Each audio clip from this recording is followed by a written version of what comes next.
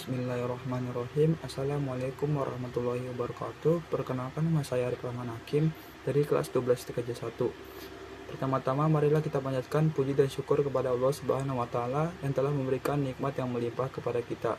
Tidak lupa pula kita sampaikan salawat serta salam kepada junjungan kita Nabi Muhammad SAW beserta keluarga dan para sahabatnya.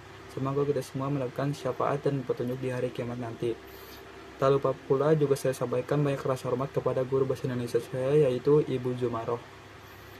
Pada kesempatan kali ini saya akan menyampaikan pidato mengenai kesehatan mental, atau sering disebut juga dengan mental health.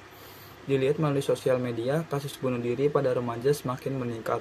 Kasus bunuh diri yang terjadi ini karena gangguan kesehatan mental yang membuat gelap mata untuk mengakhiri hidup.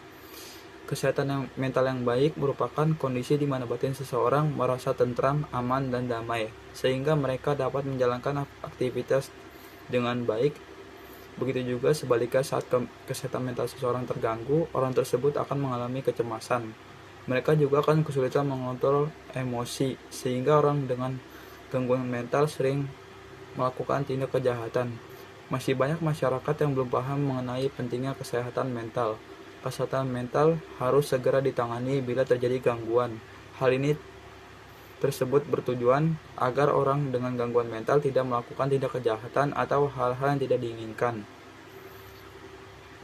Hingga saat ini saja masih banyak kasus orang bunuh diri karena kesehatan mentalnya terganggu.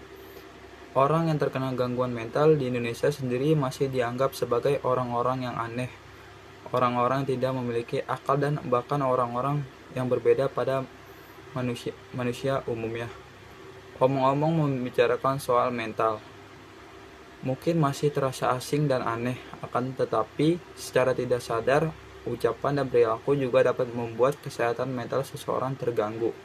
Jadi di sini saya tegaskan untuk lebih berhati-hati dalam berperilaku maupun berucap, karena setiap orang memiliki kekebalan mental yang berbeda-beda. Kita tidak pernah tahu apa dampak kedepannya bagi orang yang merasakan hal itu. Gangguan mental dapat dipengaruhi oleh peristiwa dalam kehidupan yang dapat menimbulkan pengaruh besar bagi kepribadian seseorang, sepertinya kurangnya keharmonisan di dalam keluarga, kurangnya mendapat perhatian dari kedua orang tua, dilecehkan, terlalu banyak pikiran maupun trauma di masa lalu. Gangguan mental banyak sekali jenisnya, adapun diantaranya cemas yang berlebih, depresi, dan lain sebagainya. Kesehatan mental juga perlu diobati supaya terhindar dari hal-hal yang membuat menyesal di akhir. Selain itu, kesehatan mental menjadi isu yang penting untuk diulas dan berbincangkan, mengingat banyak tindak kesehatan mental yang menyebabkan terganggunya kesehatan fisik. Jika kita melihat ke rumah sakit, banyak dari pasien gangguan mental yang sakit bukan karena organ vitalnya atau otaknya rusak, melainkan karena jiwanya rapuh.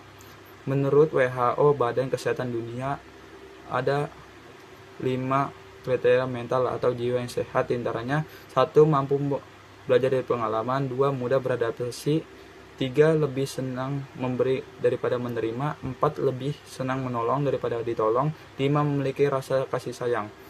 Ada satu bidang ilmu yang menarik perhatian saya, dan ilmu termasuk cita-cita saya juga, yaitu ilmu psikolog. Di dalam psikolog, kita belajar tentang pikiran, perasaan, dan tingkah laku manusia. Jadi kesimpulan yang kita dapatkan dari pidato ini, terkadang kita sudah berusaha untuk menjadi baik, tidak melukai orang lain, akan tetapi orang lain malah seenaknya terhadap kita. Mulai sekarang marilah kita sama-sama menjaga kesehatan mental diri sendiri.